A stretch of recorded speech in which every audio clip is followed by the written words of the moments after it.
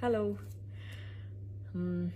This is the first time that I'm getting in touch with you all to clarify something, and I think this will be the first time that I'll be thinking twice before I speak my heart, because I'm anxious that my words might be misinterpreted. So forgive me if I take a while longer than usual to communicate my thoughts. And I'd like to do this in English. In a recent interview, I was asked if I was a supporter of the left or the right wing, and I clearly stated that I believe I'm neutral, and we need to be good human beings first before we identify ourselves with our beliefs, and that the oppressed need to be protected at any cost. So further into the interview, I went on to elaborate on how I look at things, and I had quoted two references which had a huge impact on me, and which left me traumatized for days. In fact, after I watched the film The Kashmir Files, I had the opportunity to speak with the director, and this was 3 months ago. I remember telling him that I was disturbed seeing the plight of the people at that time, and being someone that I am, I would never belittle tragedy like the genocide and the generations of people who are still affected by it.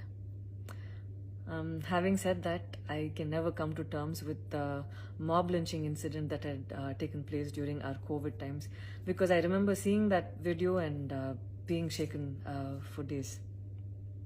I believe that violence in any form is wrong, and violence in the name of any religion is a huge sin. So this is all that I intended to say, and that's all. But it was very disturbing to see that many people online justified the mob lynching incident, and I don't think any of us have the right to take another person's life. Being a medical graduate, I believe that all lives are equal and all lives are important. And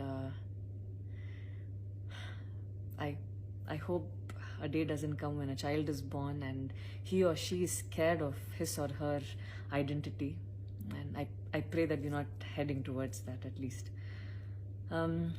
14 years of my life, my school life, I remember every day going to school and chanting, "All Indians are my brothers and sisters. I love my country and I'm proud of its rich and varied heritage."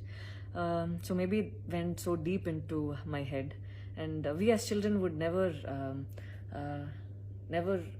differentiated each other based on culture or caste or religion.